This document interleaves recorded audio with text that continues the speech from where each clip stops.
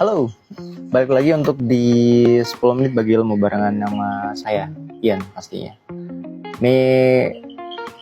Kali ini saya punya pembahasan yang menarik ya, karena memang satu atau bahkan dua atau bahkan 3 minggu terakhir lah ya. Ini ramai banget dibicarain, bahkan di beberapa tempat kantornya itu digeruduk. Digeruduk oleh para mama, bapak-bapak ya, yang memang udah benar-benar tanam investasi di situ dan akhirnya duitnya nggak balik gitu. Kalian udah pasti udah pada tahu gitu kalau misalkan perusahaan ini dalam 2 hingga 3 minggu terakhir itu memang benar-benar jadi polemik di masyarakat gitu. Apalagi kalau bukan OMC atau Omnicom Group ya. Ini sebenarnya salah satu apa ya, kalau saya bilang sih sebenarnya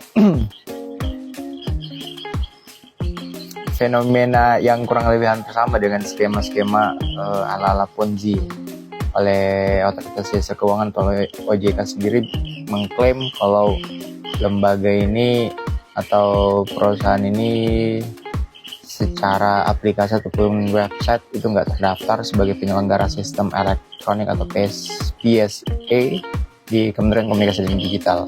Well, kalian udah pada ketipu berapa nih? Saya jujur kemarin sempat ditawarin sama temen juga sih.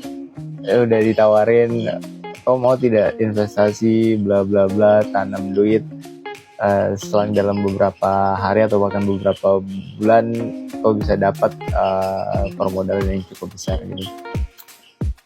Ya, memang kalau misalkan denger apa ya, istilahnya kan orang tuh kayak mau ngeprospek itu kayak untung banget gitu, padahal sebenarnya ya endingnya buntung gitu.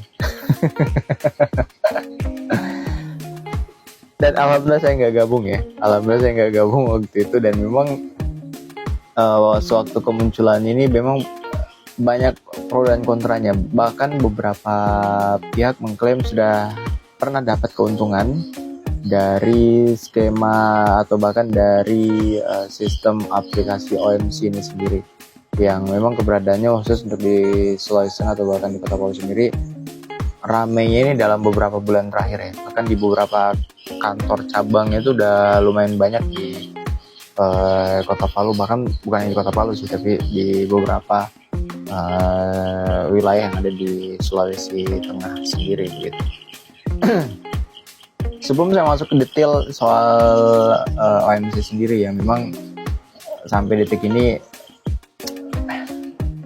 masih terus menjadi perbincangan karena investasi ala-ala skema Ponzi. Sebelum saya masuk detail, mungkin banyak yang nanya apa sih sebenarnya skema Ponzi ini. Sebenarnya skema yang bukan hanya diterapkan maksudnya bukan hanya sekarang rame ya, tapi untuk di beberapa bulan atau bahkan beberapa tahun kemarin sebenarnya sudah cukup rame gitu. Skema-skema MLM bla bla bla ya gitu-gitu. Tapi kalau misalkan kita tarik ulur ke belakang, skema Ponzi ini sebenarnya investasi yang menghasilkan uang bagi membernya dengan cara ngerekrut orang lain untuk bergabung dalam investasi tersebut. Nah, dalam skema ini sendiri, ini pertama kali dicetuskan oleh Charles Ponzi. Ini merupakan salah satu penipu yang cukup terkenal dengan menggunakan skema ini di tahun 1920. Jadi udah lumayan cukup lama ya. Bukan lama banget, lama sekali. Jadi kenapa diklaim sebagai investasi legal ini? Karena memang dalam penipuannya sendiri pada dasarnya sebenarnya tidak memiliki basis bisnis yang jelas gitu. Mereka tuh kayak hanya sekedar ngandelin skema perekrutan bagi anggota baru, kemudian dari invest yang dimasukkan oleh anggota baru tersebut dikasih keuntungannya kepada mereka yang ada di atasnya. Jadi skema ini akan tetap berjalan kalau misalkan skema perekrutan terhadap anggota baru itu terus-menerus gitu. Jadi kalau misalkan nggak ada orang baru yang direkrut, udah nggak ada untung yang bisa didapat gitu. Nah, ada beberapa ciri dalam skema Ponzi ini sendiri biar kalian tahu. Ini salah satunya itu dari sisi pembagian hasil itu nggak realistis. Nah, ini nggak realistis, terus tidak ada kegiatan investasi yang jelas, artinya bentuk dari bisnisnya itu nggak ada ya. Terus keterbatasan akses penarikan dana, Nah ini hati-hati, benar-benar harus hati-hati, dan kerjanya itu hanya benar-benar fokus pada merekrut investor baru. Nah kalau udah kayak gini udah deh. Nah khusus untuk di Sulawesi Tengah kayak gimana kabarnya? Yang jelas ini yang kutip dari detik.com ya, dimana khusus untuk otoritas jasa keuangan sendiri seperti yang Ian bilang tadi, ini saat ini sudah benar-benar diblokir untuk keberadaan websitenya, imbas dari sejumlah dana nasabah yang khusus untuk di Kota Palu yang memang benar-benar sulit banget untuk dicairin gitu. Nah oleh ketua OJK sendiri ya, khususnya oleh ketua Satgas Pasti. Ini Satgas Pasti, Satgas Pemberantasan Aktivitas Keuangan Ilegal ya, oleh Pak Boni. Ini mengatakan kalau misalkan khusus OMC yang ada di Indonesia itu diklaim sebagai OMC yang bukan bagian dari OMC asli dari perusahaan asal Amerika Serikat. Jadi aslinya OMC ini sendiri atau Omnicom Group ya, khusus untuk di Kota Palu itu diklaim sebagai OMC yang nggak punya license yang pasti. Alhasil karena hal itu juga kegiatan usaha OMC di Indonesia terindikasi menjalankan skema Ponzi dengan sistem perekrutan yang berjenjang. Ya, malah dari beberapa tempat ya, kemarin itu kantornya benar-benar digeruduk banget ya. Mulai dari yang ada di siapa yang kemarin sempat jalan-jalan ke daerah Sisingamangaraja kalau nggak salah ya, dan beberapa titik kantor dari OMC yang didatangi nasabah, bukan hanya di Kota Palu tapi juga di Kabupaten Parigi Motong, di Kota Raya juga ada kalau nggak salah, dan nah di Jalan Garuda juga ada di Kota Palu. Well, setelah dari sini ya saya berharap teman-teman tuh bisa benar-benar hati-hati, ekstra hati-hati terhadap skema yang mereka klaim sebagai investasi bisnis yang itu memiliki keuntungan yang nggak wajar ya. Karena kau bisa bayangin, kalian tuh bisa bayangin kalau misalkan skema seperti ini diterapkan terus-menerus dan tidak ketahuan atau bahkan nanti ketahuan sekarang, kalau misalkan ketahuannya nanti beberapa tahun ke depan lagi ya hasil banyak banget yang dirugikan gitu. Dan ya kalau saya pribadi mending usaha yang pasti-pasti aja.